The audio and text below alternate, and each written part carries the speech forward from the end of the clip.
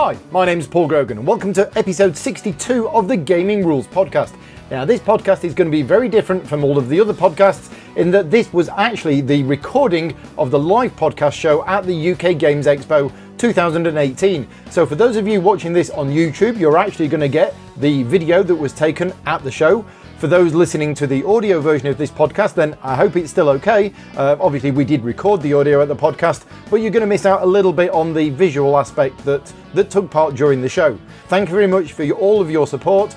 Gaming Rules is now on Patreon, so for those people listening to this who don't know, I do have a Patreon account which allows me to make all of this content and the other content that I make as well. You can find the details at patreon.com/Gaming Rules.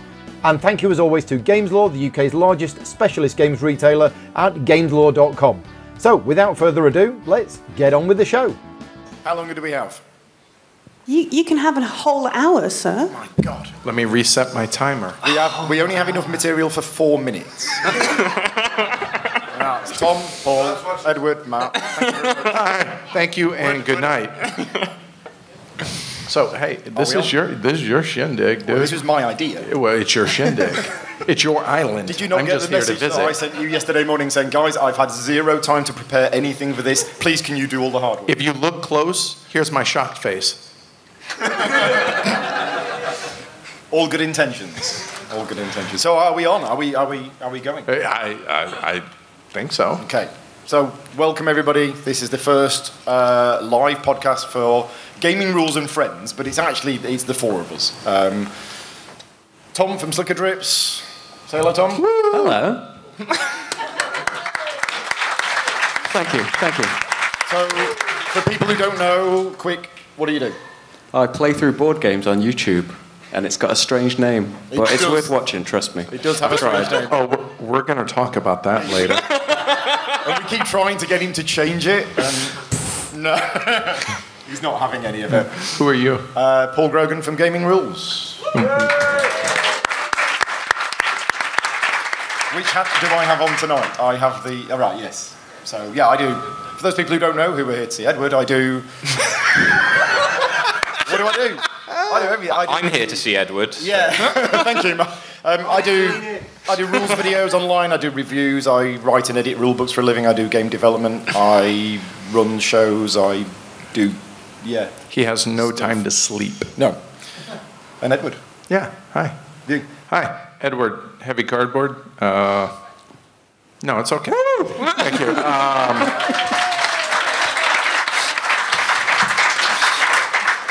Rebellious Yankee, i.e. American. Yeah, so we run Heavy Cardboard. It started out as a podcast 4 years ago in 5 days, I guess, and started a YouTube channel about 1.5 years ago. Do reviews on the podcast, do interviews, do playthroughs on YouTube, that kind of stuff. There you go. And finally, saving the best to last, of course, I'm Matt from Creaking Shelves. I mostly written work, run a blog, and recently a YouTube channel where I do video game comparisons with an awful lot of jokes and silly hats. Mm-hmm. Show us your tits. That's not what it's called. So the line here of Matt is the only one of us who doesn't have a YouTube channel. Yeah, I know he does now. I do indeed. Yeah, there we go. And season 2 is about to begin. Season 2. Oh, you have seasons? I have seasons, yes, because I did not want to commit to trying to do regular content, so I thought, okay, I'll just do a few episodes. Seasons. Then, yeah. That's smart. It's been renewed. And Tony Boydell in the front row, it is after 9 o'clock, so we do have youngins, though. Okay, so we're good? Well, I don't know. Don't challenge him. And then just hand us slips of paper. So yeah, the After Dark Where do we version? start? No, go ahead. It's your show, dude. Well, the only one thing that I wanted to do at the start of the show is just to find out how many people here, is this their first UK Games Expo? Wow. Man, That's more than I expected. Yeah. Because the attendance figures won't come out until the end of the show, but UK Games Expo has had an exponential rise in figures over the years, so it's great to see that there's quite a lot of new people here. How many people have been here, like 2, 3 years, something like that? Most everybody else. Okay. And how many people were at the first one? 3 of y'all. That was half the attendance, wasn't it? Of the first It one? was just us 4 and Richard Denning in a room. Yeah. So that was it. That's all I had. Good. Thanks for your contribution, Paul. It's been really good having you here. That's the audience. Thank you.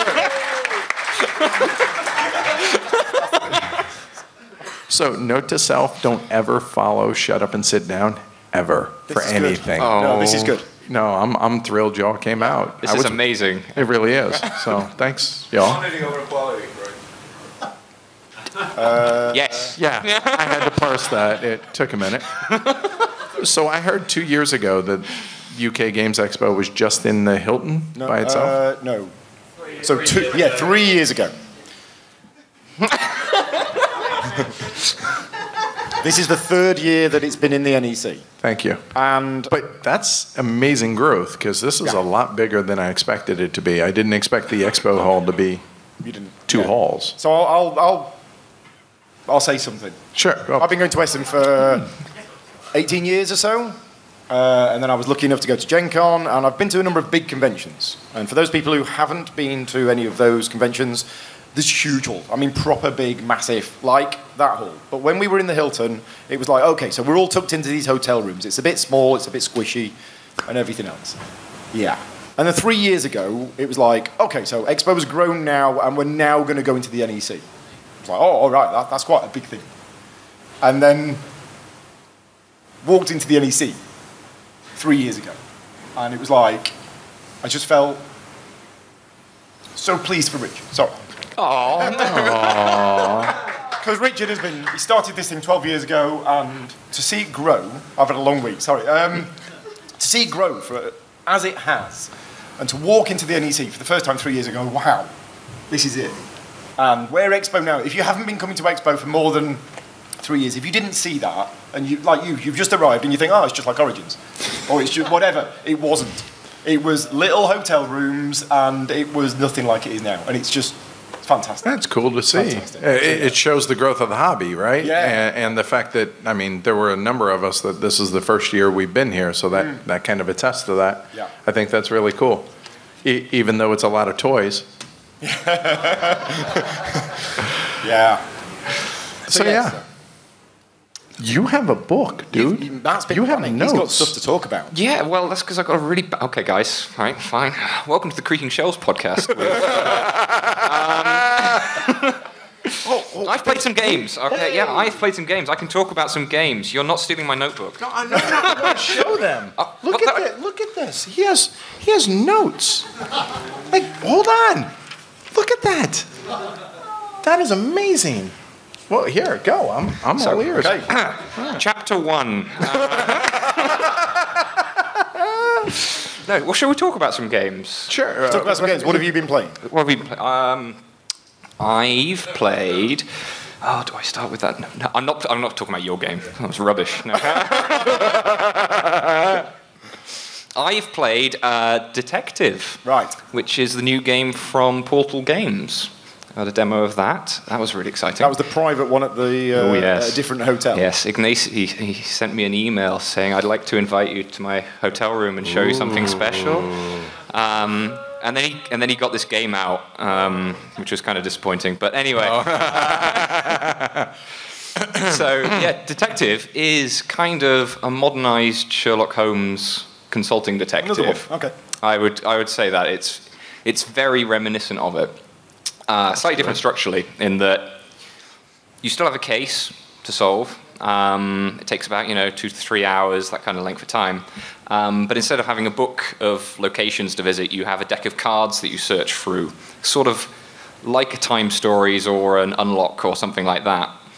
But unlike those games, you won't see the entire deck because you'll pick a route through and you'll figure out the case your way.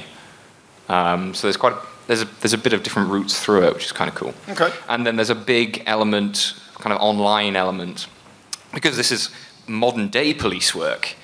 So you have like a database of people you can search for, and Like you just Google them and. Well, there's a website that they're setting up associated with the game. So you go to this website when you're playing. You have a laptop with you, and then you can search on the people for their police record and things like that. Okay. You can enter things like fingerprint references, and the app will compare them to other ones you've collected. And so it actually has some nice elements of feeling like it's like detective work, right? Rather than Sherlock Holmes, where it's I'm going to deduce this thing because I'm a brilliant Victorian investigator. Snob. Yes, also that. This is more, okay, we've got this theory, let's find the evidence, put the evidence, do a bit of more like hard work, and we get matches out, and it's like, hey, we've done police work here, guys. What is this? So it was good. It was really interesting. Okay. Do you guys remember, and this is going to date me, but back in the late 90s, late 90s, early 2000s, there was an EA video game, but it would call you in the middle of the night. You could search, I think, using like Excite and stuff, and it would have random web pages that were set up, and that's kind of reminiscent of that outside the game calling you part in the middle of the night. And random early days people. yet, right? I mean, My games call me in the middle of the night. Play with me, Paul. Play with So anyway, moving on. Go ahead. What else? someone else can talk as well, Have right? you played any games? Not many. No? No, I've played Chocolate Factory. Right. That's pretty good. Okay. It's from Alicat Games. Still in development? It's quite early along, so it hasn't got art. And apparently it isn't getting much love because of that. But I think it's worth trying. Okay. You've got a chocolate factory, surprisingly enough. I mean, if that's not reason enough to play the game, I don't know what is. Are you right? making That's why I was there. Yeah. You are making chocolate in this factory. You don't have any special assistants or anything like that, but you have a conveyor belt of chocolates. You have all of these funky little things you get every round that can affect the different chocolates. You know, you're filling in orders and things. It doesn't sound exciting as I'm describing it. I realise that now. But there's drafting for powers, and you get different amounts of fuel. You know, the better the power you get, the less fuel you get. Okay. And it's a really nice little system. So going back to Detective a minute, if people I just thought of something. If people here want to see Detective, play Detective, or anything like that, Apparently you have I don't think they can here. Okay. Get on This the was a email private list. thing, so this was yeah. But can they see it and find out more information about They it from the booth? can. Okay. No, I don't think it's there. I don't. All right. Yeah. Okay. I think he's just showing it to some reviewers to start getting people talking about it, Yeah. right? Ahead. It's coming out at Gen Con, so it's not far away. But Okay. Yeah. yeah, he was saying actually that he's really worried about how to demo it, because like they kind of wrote a shorter story to try and do that, but when they tested it out in like restaurants or in smaller cons leading up to it, it's like you really need to be paying attention to the story that people are reading off the cards. And in the noisy environments of conventions and even just restaurants, it was like people were missing things, and that was ruining the experience for them. So basically, that sounds good, pre-order it. Pretty much. Whereas Chocolate Factory, see, I was leading back to you. Well, you can play it, You but can. you can't pre-order it. Right. One day. So you can So buy if you want but to try not play. Chocolate Factory, Alicat Games, Hall 1, 2 booths away from where I am at CGE. Yeah. If you're annoyed that you can't play Detective, why not play a Chocolate Why not Factory? Play Chocolate Factory. Does it have milk and lemonade, Tom? It's got a yellow. Well, he hasn't named the chocolates yet. Edward, have you had a chance to play any games? Yeah, just not here. Right. Private hotel rooms with Tony? No. Soon. No, I just got back from HeavyCon, which is the convention we put on in Denver, Colorado. That ended on Sunday, and I flew out here on Tuesday afternoon. And so stuff I played there. John Company, we played with the designer Cole Worley at the house, and that was. If you're not familiar with, now for something a little bit different. Yeah. John Company, not your typical mainstream game. Mm-hmm. It's your employees, I guess, of the East India Trading Company, which should appeal to locals. It's too soon, sorry. So, in a nutshell, you're basically trying to get yourself fired from the company to then get victory points in different positions and end up in a really posh life. And that's kind of the gist. But it's a very opaque, very not obvious, tough game to play. There's a reason I had Cole over to the house to teach that on the live stream, because I told him, nope, not doing it myself. So it was really good. Yeah, we had a good time with that. And honestly, at HeavyCon, I think I only played 2 games. I played Ginkopolis for the first and second time. Have you all played Ginkopolis? Have you heard of Ginkopolis? The good news is every game that I'm about to talk about, rest assured, is out of print. So you don't need to worry about going to get it. Ginkopolis is apparently super expensive. Cool little recipe for film. No, area control. How do you describe Ginkopolis? Anyway, don't worry about it. You can't get it. Yeah. Moving on. And the last one is Dominant Species, which, if you don't know it, shame on you. Dominant Species, the ultimate area control game, and the game hates you, and everybody at the table hates you, and will try and kill you by the end of the game. And whoever does the best job of surviving wins. So yeah, coming from GMT, reprint, I think like the 800th reprint of Dominant Fifth. Close, 805th, whatever, is coming later on this year, so you can pick it up then. So yeah, that's it. How about you, Paul? I played Vinyos on Wednesday night. Oh, Paul played a game. Yay! Come on, everybody! And not a CGE game. Not a CG. How'd you like it? Well, it's Vinyos. Yeah, right. I still don't know whether Vinyos or Lisboa is my favourite Vita Lacerda game. So I agree. I swing between the two. Speaking of Lacerda, this isn't his, but he got the new one. So, Does everyone know what that is? no? Okay. Let's do it. Shall we? Shall we? Ooh. Okay, so real quick. Well, hold on. You play Vinyos. What else? That's it. Okay, all right. I tried. I won't be playing any other games this weekend. Paul, I'm you were here. just... Hold on, everybody. That's fine. So 4 years ago, I went Last to... time I this is played a another game. story, I'm not going to cry this time. 4 years ago, I went to Manacon in Leicester. It's a UK convention. It's been running for over 30 years. And I went to it. It's a 4-day convention. And I came away from it, having been there for like 14, 16 hours a day for 4 days, and I didn't play a single game. All I did for 4 days was teach people. And when I demo games, I don't play. I just facilitate the game and help and teach. Spent 4 days, I didn't play a single game. Got home, felt fantastic. Absolutely loved it. And at that point, I realized I enjoy demoing and teaching possibly more than I enjoy playing. So don't feel sorry for me for the fact that I haven't played a game. I love teaching people how to play games. That's what I enjoy doing. So yes, but that's another story. Anyway, so yeah. Yeah, so This bit of glass. Yeah, so we have the Golden Elephant Award. This is the award that Amanda and I hand out for Heavy Cardboard, for the podcast, for what we think is the best heavy game of the year. And the whole reason the award started out was because of the fact that we felt that there was a whole aspect of the hobby that get completely ignored by all awards, whether this is the Spiel des Jahres, the Kennerspiel, the Jogo de Ono, which is close, but they still trend more medium weight, everything else. So this is for the medium and heavy side of the hobby. And last year got recognized by Board Game Geek as a legitimate award, and they actually posted it on there. Had to fight them for it, but it's on there. That's all that matters. But yeah, so this is actually the Golden Elephant Award for 2016. We just announced the winner for the 2017, which was Lisboa by Vital Lacerda and Eagle Griffin.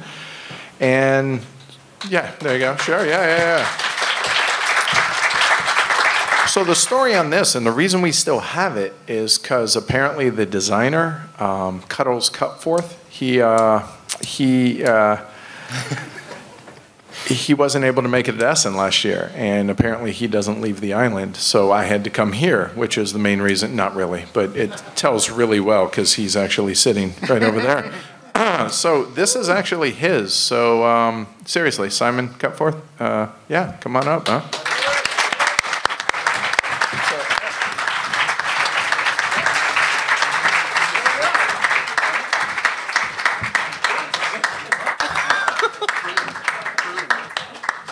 It's all yours, but if you could leave it here for the show. It's been a long time coming. It has. So, hey, congratulations. So for those people listening into this afterwards, because this is just silence. Yeah, the game is 18. The game is 1822, Railways of Great Britain, from Simon Cutforth, and Edward is giving him the award right now. This is just for later. Oh, there you go. Yeah, there you go. Have a microphone.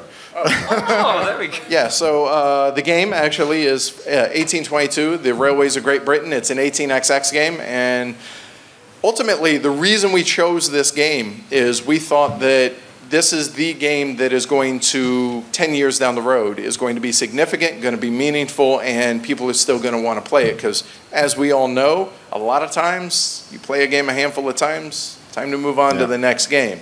And we just felt that this was the most special game that came out last year on the heavier side of the industry. So yeah, so Simon, appreciate it. Thanks for designing the game, and thanks for coming tonight. And yeah, it's yours. You get it here in about 35 minutes.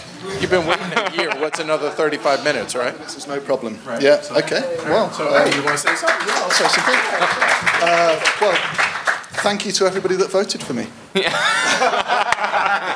Which is presumably just Edward and Amanda. It is. We have a people's choice. You didn't win that. And I'll hand you back to the main team. All right.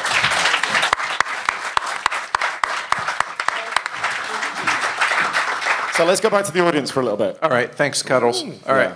What do we got? Best game played so far this weekend. Shout one out. Go for it. Alan. You played it as well. With me. I didn't see him there at the back. Yeah. I thought he was going to say you didn't see him in the same game. Right. Okay. Ian. Mine. Yeah? Oh, you're going to make the person sitting right in front of you really happy. Yeah? Jess Davis, she's got 200 plays of it so far since it came out. Richard. Good. How many wins? 10. You've played before though, haven't you? What game? Okay, but you've played it this weekend. Mini Rails. Oh, yeah. You played Mini Rails? Yeah, we Yeah, I was streamed gonna say. Mini Rails. Okay. Yeah, it's fantastic. I don't watch your show. Yeah. I watch your teaches. Okay. Don't watch the rest of it. Anything else? Julia Bubble. Another You excellent put me thinky off fellow. that. Huh? I think you put me off that. Yeah? Yeah, Okay. I decided I didn't want it. Okay, well, hey, mission accomplished, Yeah, I guess. exactly. Did you guys enjoy Tulip Bubble? Best game played. Excellent. Okay. All right. What else? Alan again. Hang on a minute. NSKN game that I can't pronounce. Teotihuacan. Teotihuacan. Just- Teotihuacan. I think the spiritual successor for Tzolk'in, the Mayan calendar, right? The next negative thing I hear about that game will be the first. And that goes So- back to Gamma back in March. I was going to say, I mean, I played that. Oh, I whoa. played that first. Oh, here comes the first. Go ahead. Yeah. And like the first thing that I wrote about it in my wonderful notebook is I am enjoying everything about this game. So. No, except this is true. Yeah, it's just really smooth, really nice, really interesting, Okay. solid. The thing is, because the designer of that game has done game for CGE, I probably saw a very early version of that years ago, and then the decision was that CGE wouldn't do it and it would go somewhere else. So I've probably seen a bit of that, like 4 or 5 years ago. That sounds like that was going to be a mistake. No, well, you know, things happen. So how does it compare to Tzolk'in? I mean, it's very difficult to compare any game to Tzolk'in when Tzolk'in is so ridiculously unique. Okay. Like, just that whole core spinning gears thing is just its own thing, right? So, thematically, I think it ties in thematically more than anything else. It still has that same, you got to feed your workers. It's not corn anymore. Now it's chocolate. Wait a minute.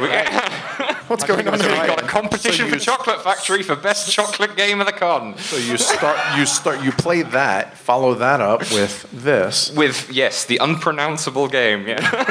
Teotihuacan. Teotihuacan. Come on, it's the Queen's English, people. It's pretty sure that's Mayan.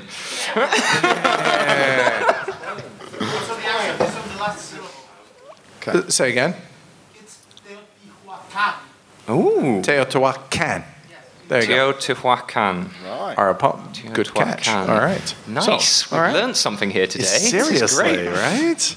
All right. So anyway. It's the main. It's a rondel, basically. You're moving your workers around the outside of the pyramid in the middle that's being built up as the game goes, which is already pretty cool. You get to build this thing up.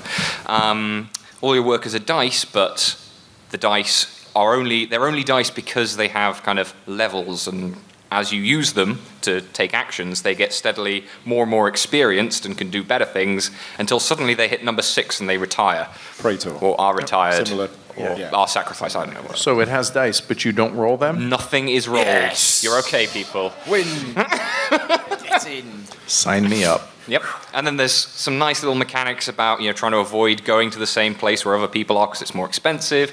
But it's really nice to go to the same place you already are, even though you have to pay a little bit more, because then you get to do an even more powerful action.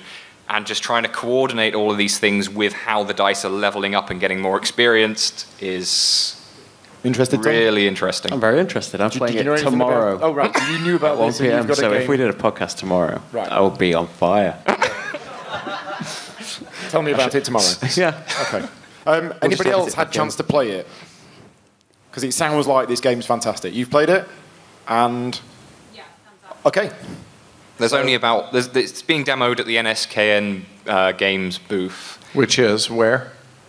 In Hall 1? Okay. Yes. All right, cool. It's over in the high letters, in the low numbers. So other direction to booths, apparently, from CGE. All right, cool. But I think they've got one copy there. That it's a prototype copy. I don't think it's due out until Essen. Yeah, I've been waiting to check it out since March. Right. So it'll be, probably pretty busy, but you can try it out. Okay. So go there at 9:30 in the morning tomorrow. Sounds cool. All right. All of you. Andre, Yes. we've been telling it. Yeah, everybody. Go to the NS game booth and said, Edward sent me here. So, any other games quickly? Yep. Dice, saw that at Essen. What'd you think? The rulebook's really good, isn't it? Paul, did you do the rule book on Dice Hospital? I think so. Yeah. All right. But no, good game. Yeah. Yeah. Nice. All right. It was actually interesting with Chocolate Factory. Chocolate Factory uses a very similar. I felt it was very similar to Dice Hospital in the kind of central card thing, the draft, how you gain stuff. But then that is attached to something completely different in what you're doing in your own player area. So it's got 2 completely different puzzles built around the same little center. Cool. So Dice Hospital, Alley Cat Games, and Again, we're not. Just for the record, Alley Cat Games, NSKN. Who was the other one we mentioned? Portal. Okay, so not Portal, but the other 2 are clients of mine. I just wanted to say that I have not told anybody here to say, oh, please say games from my clients were good. Right, that wasn't part of this. I just wanted to... Nobody was thinking that. I was. Until now. I was. We were getting away with it. So there was one thing that I came up with a crazy idea for this show on, and this might be just a crazy idea, but I wanted to get one person who is part of the organisational team of UK Games Expo that people don't see. I wanted the woman who gets all these tablecloths sorted, right? He's not kidding. He actually wrote that to us. She's not here. So, yeah, UK Games Expo is a massive convention. There's lots and lots of volunteers here, and there's a lot of stuff that goes on in the background that people don't see. And I just thought it might be a good opportunity to get one of those people, to invite them up, talk to them, and see what they do at UK Games Expo. We couldn't find anybody, so we've got Millie instead. Hi. How you doing? Millie's actually the person that I wanted when I first had the idea, and Millie went, well, I'm too busy, I can't do it, I'll find you the woman who gets the tablecloths. So I'm actually really happy that Millie couldn't find anybody else to do it. So, Millie organises these seminars. So yeah, there's a huge amount of work that goes into it. Oh, God. Everybody, can we have a round of applause for Millie?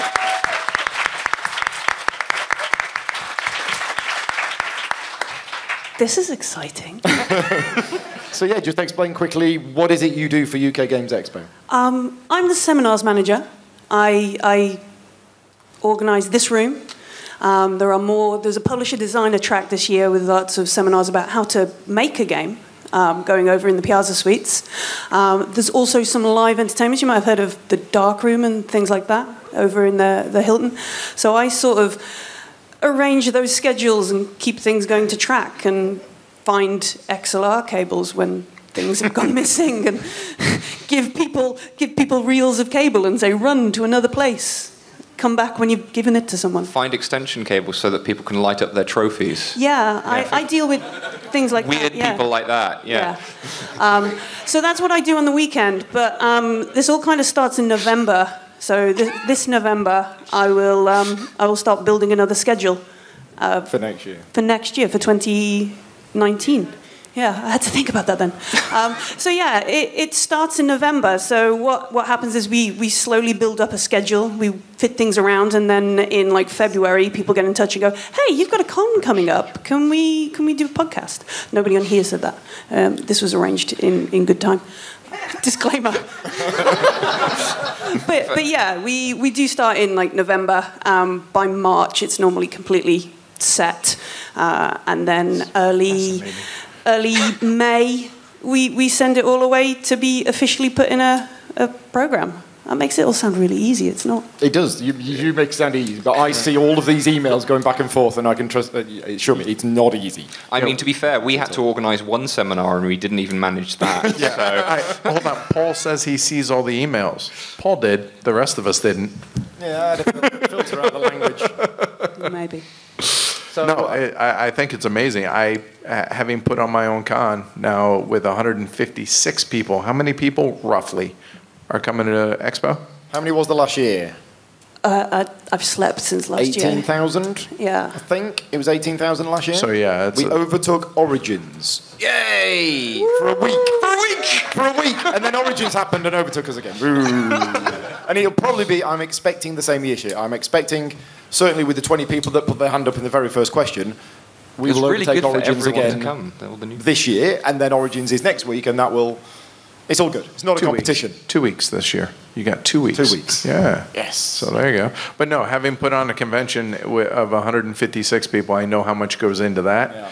And I can't imagine just even doing your portion of this is probably bigger than the entire convention that I have to do. So yeah, serious load of work, and we appreciate it. And otherwise, these people wouldn't be here. So thank you. Thanks. Can I escape you? And in addition to organising the seminars, you do other stuff as well. Sometimes. Yeah. So you run a board game cafe. Yeah, I do that. In Preston. where I used to live, in Preston. Yeah, Preston, Lancashire. Paul came to Preston, didn't come into my cafe. There were reasons. Got on a train and went away. It was a flying visit. Did he walk past the window? Yes, things I won't go into. And you saw him, and he's like, Paul! Dyson Donuts from my cafe, if you go onto the first floor, you can see the train station. So you could see. So Paul, you could like stand on a platform and just wave. But yeah, I'm just being mean now. Yeah. So yeah, I have a board game cafe in Preston, Lancashire. I'm a mum of two. Hold on. There's two in Preston. Hold on. No. Say it again. What? Where the board game cafe is? Preston, Lancashire. Okay, got it. Where I'm from. Not British ears, so you say it so fast. Preston, That's where these accents Lancashire. Yeah. And in addition to that, what? Your Twitter handle is Geek on Radio. Oh, yeah. Because... Well, I don't do it anymore. No, but you used to. I used to, yeah. I used to have a radio show. You used to have a radio show on radio. On radio. Wow. About nerdy things. That's awesome. Yeah. I don't anymore. No, but... It's just like sad. But yeah, I threaten to record a podcast. I never do it. So does Paul. Yeah. No, Paul's actually more regular than I. I say I'll do, and then no, it doesn't happen. Yeah. This is I'm running a board game cafe. Yeah. There you go. So thank you very much. So hey, hold on before you leave. Oh. I assume you're not going to get a chance to play anything while you're here. I played Coup. Okay. I played a game of Coup on Wednesday night. Okay. I won. Yes! I had 2 lives left. The gent next to me said, "Oh, that's not right." I went, "Challenge him." Challenge it. And he went, "I challenge," and lost both his lives. And I won. Nice. Before that, what was the last game you played? Or one? Thanks for having me on. All right. Thank you very much, Millie.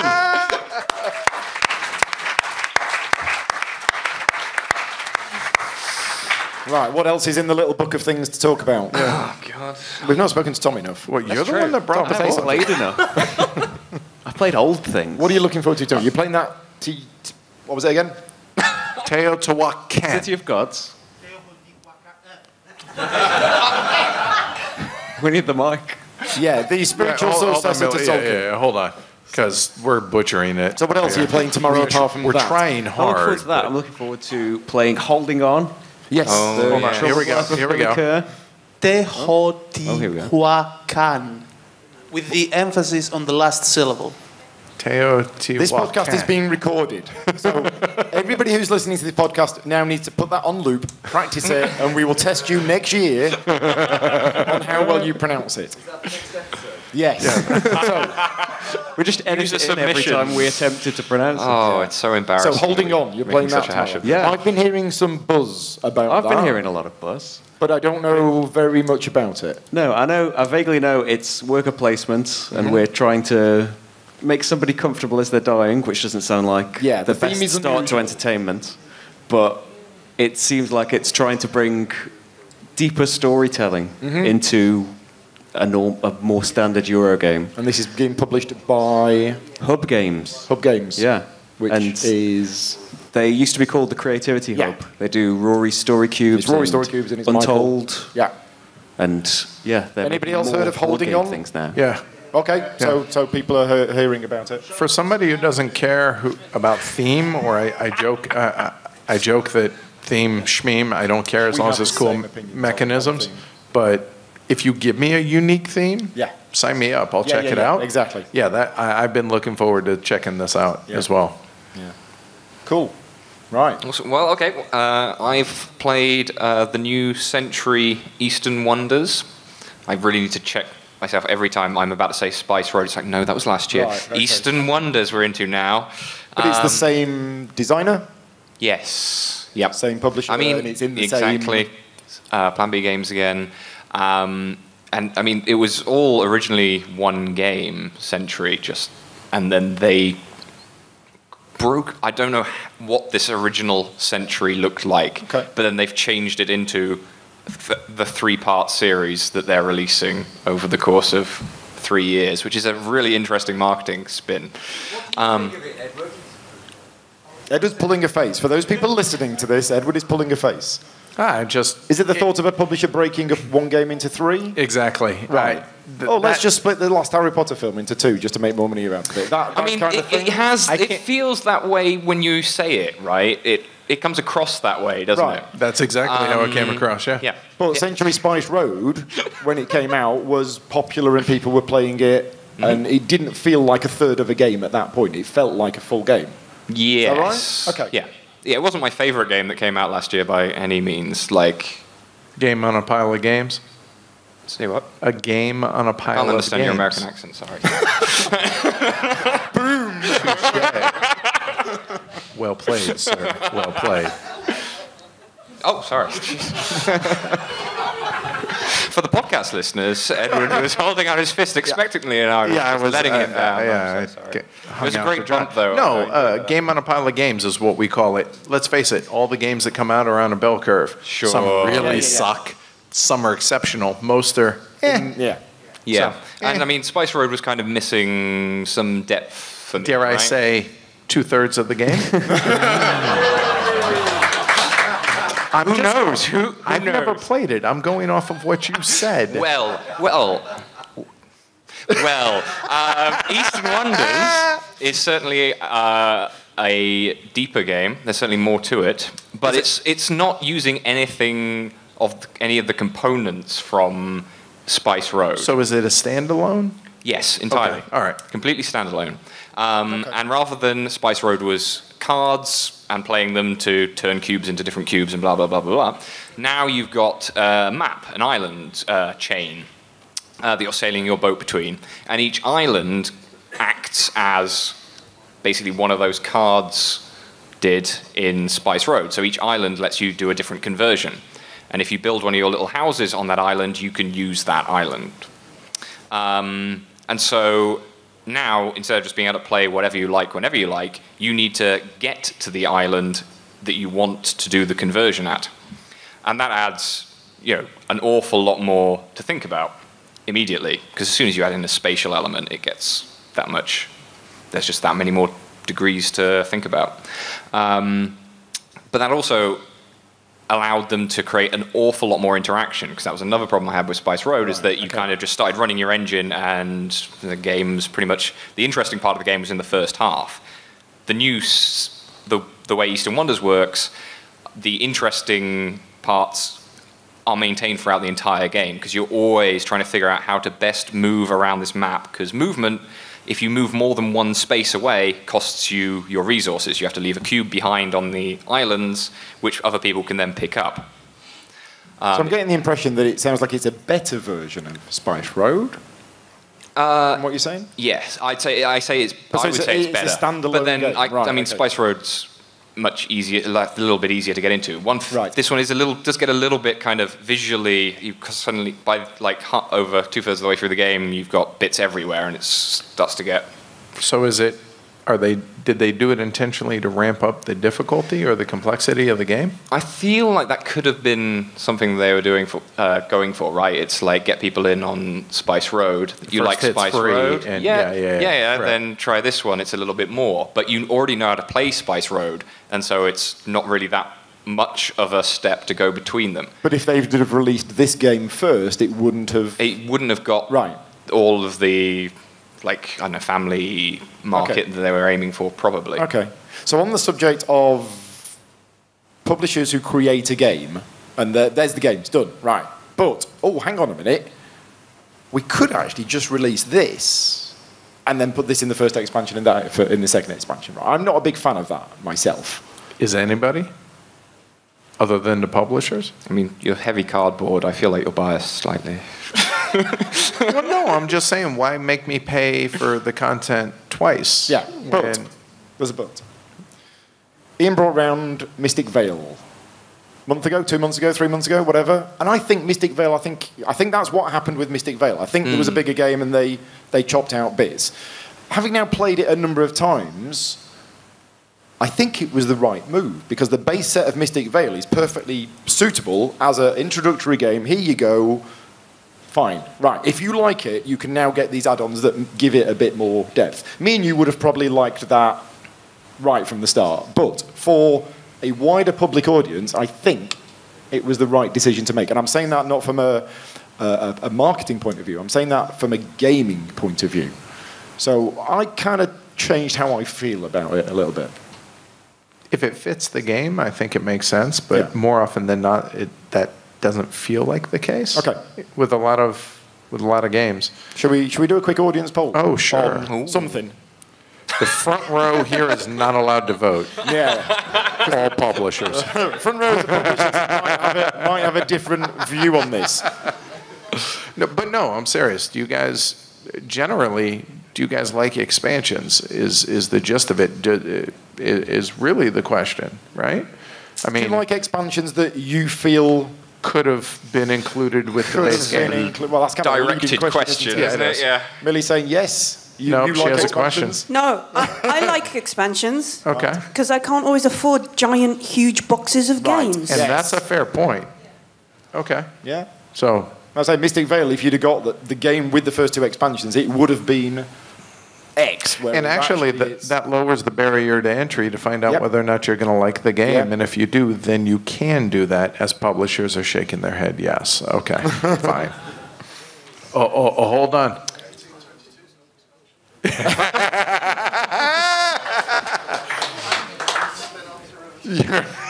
And did you design that at the same time as the base game and then decided to cut it out so you can make more money?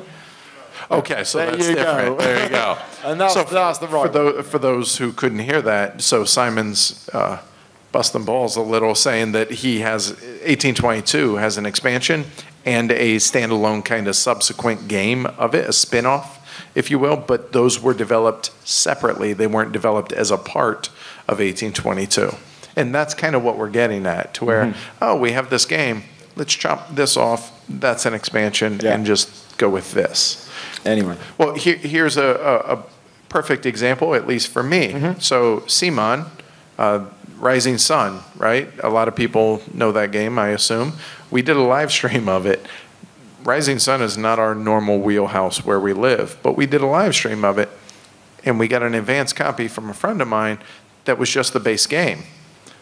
You can't even play the full game with the base game. What? What do you mean? You can't play all the rounds that the game is scheduled to play because they've trimmed it off and this is Kickstarter exclusive. Now you can play the full game. Really? That seems wrong to me. Yeah. So, yeah, I had a big problem with that. I think I would have, I'd say. Yeah, the people in the Kickstarter were like, whatever, we're going to buy it all anyways, it doesn't matter.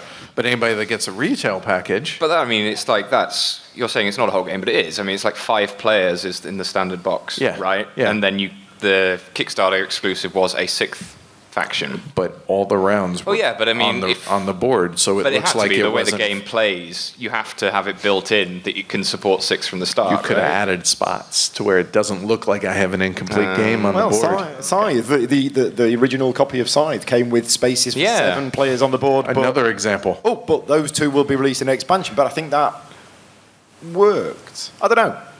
Interesting.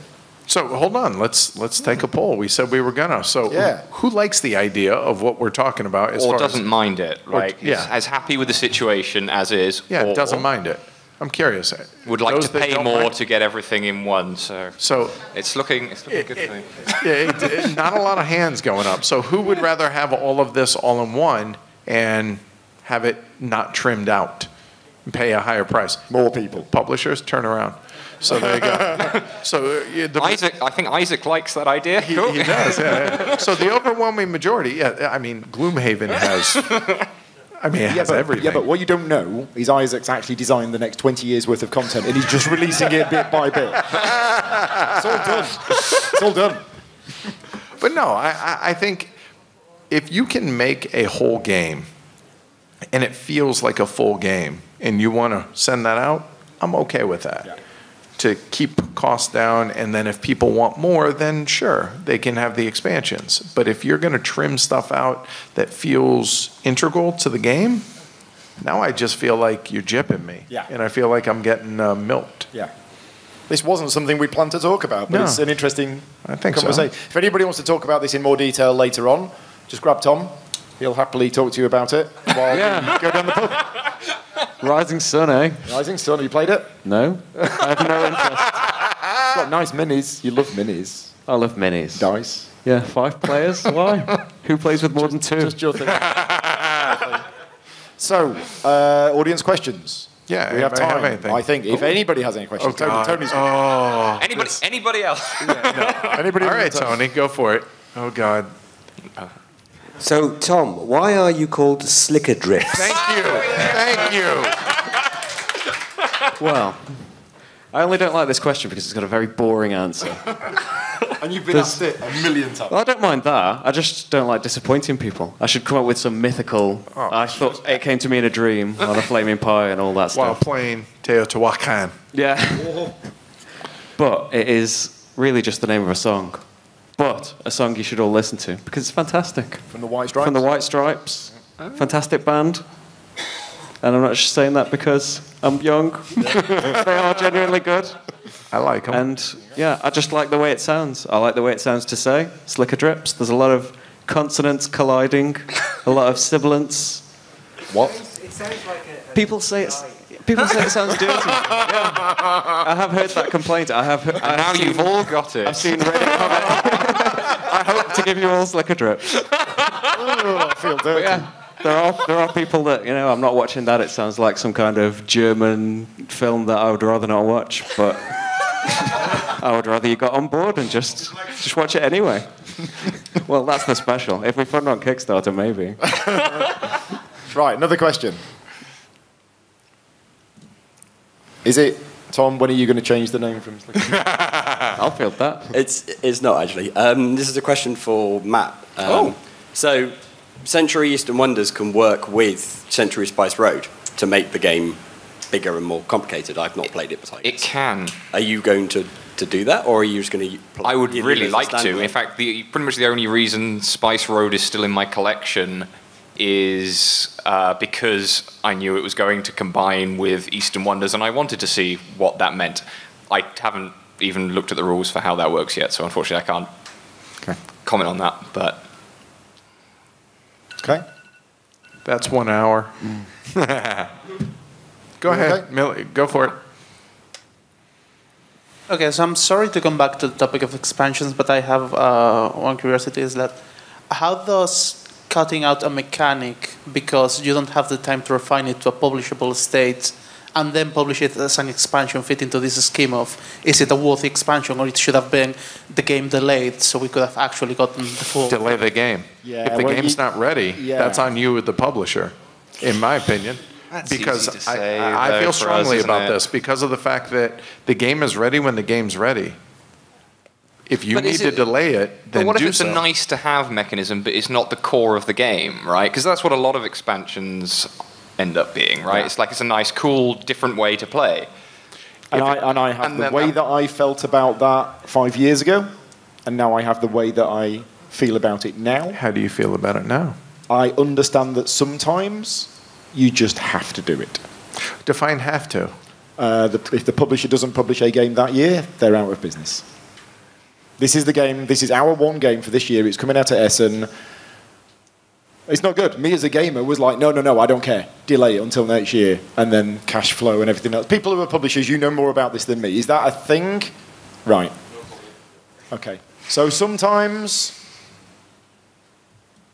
it just has to happen. And as I say, it's working in the industry gives me more of an appreciation for, or more accepting of that. But me, where I was 5 years ago, is like, no.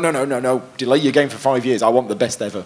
So here's my question that is going to sound antagonistic, but it's really not. Towards me or Tony? Sorry, Tony, we're picking on you, but you're just such a like a No, just in general. Kind of in general is have a better business model. Oh, to yeah, where don't publish board games at all. It'd be No. the best business model, I feel like.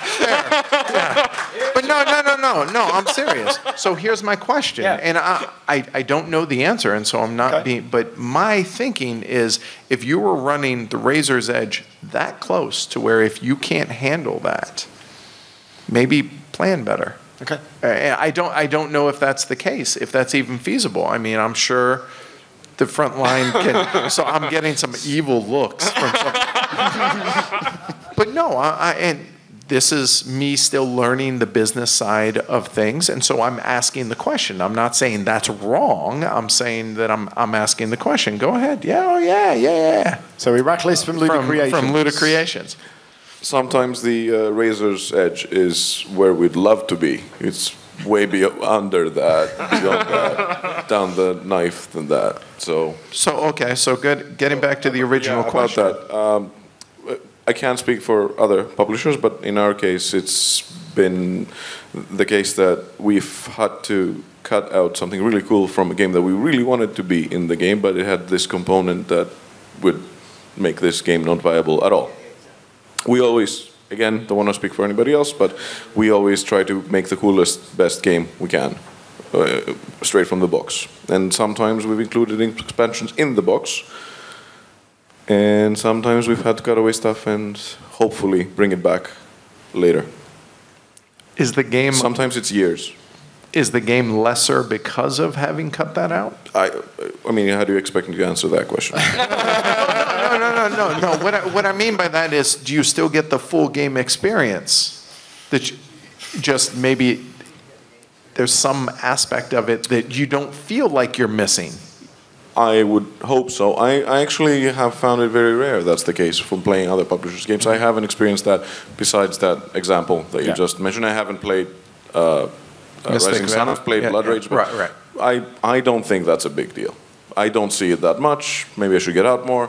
But but I don't think that it's malice. I don't think that the vast majority of publishers ever even go that way. I think most of us just want to make art, and the gentleman to my left, he's doing the opposite. I think you're putting everything in That's Isaac he's talking about. In case you can't tell, not just everything. So I do believe that it's not done with malice the overwhelming majority of the time. I think it's just stuff's not ready. Yeah. I'd buy that. Oh yeah. Okay, that I know that happens. Yes, I've seen that at least. Yeah. Right. Okay. So there's that. Yeah.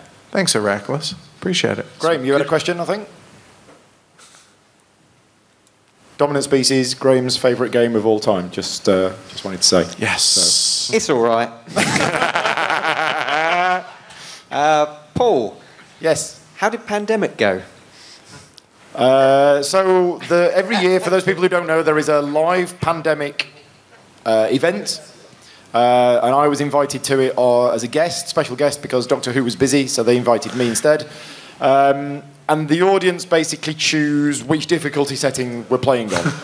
It's always hard, right? This has been running for 3 years. They've done 8 or 9 of them, I think, or something like that. And it's always hard, and you're going to lose, and it's just a case of, it's an entertainment show. There's a comedy aspect to it. There's things that happen that I can't talk about. We won. Ooh. Hold on. Not only one, but I've played 2 games this weekend. Oh my God. But he was all like, "Oh, I'm going to be late to the podcast because of this," and it was an hour before the show, and he's walking down the hall like he owns the joint. Like, we're done. I was buzzing. Yeah, lab coat swinging out behind it. Oh yeah. It's all down to me as well. Huh? I saved the day. No, it wasn't. But yeah, he alpha gamed it. Hashtag humble brag.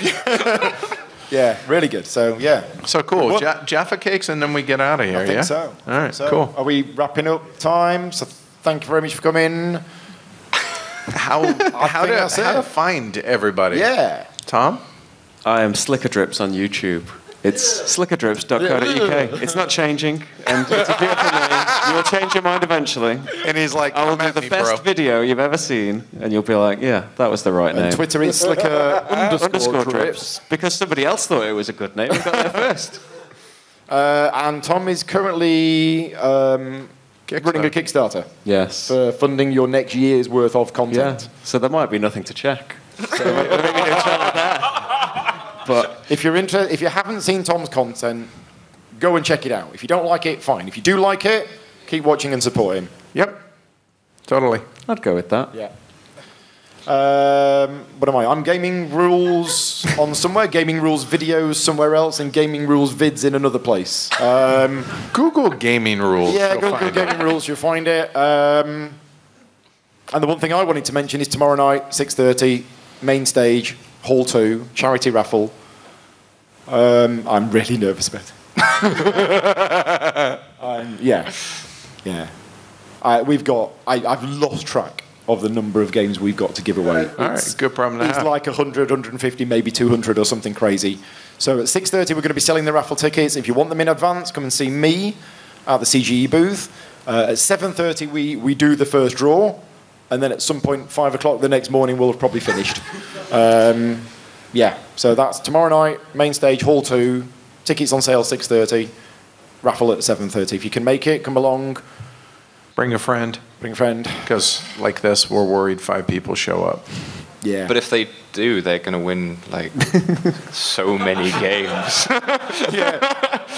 All of a sudden, we de-incentivized everybody. And we have some special games. We have the only copy of Founders of Gloomhaven in the country.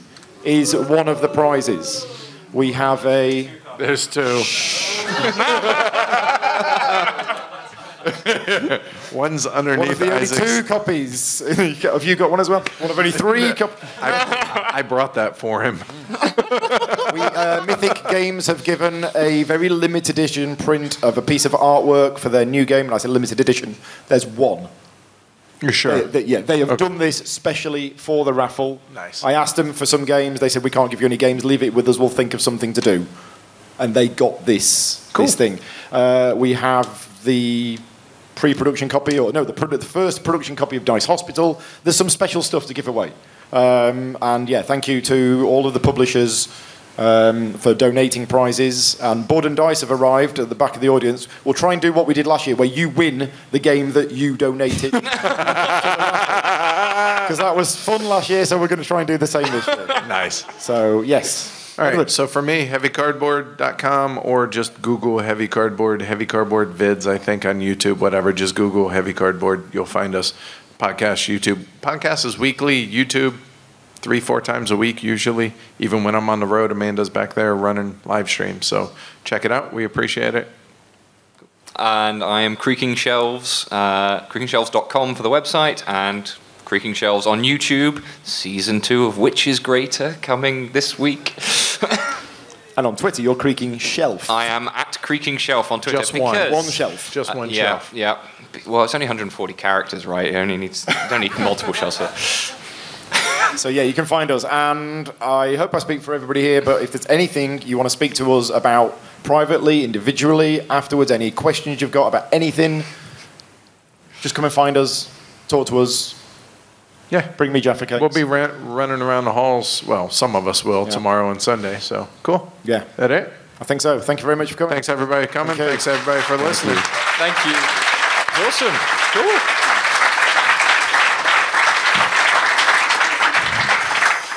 Bring it in.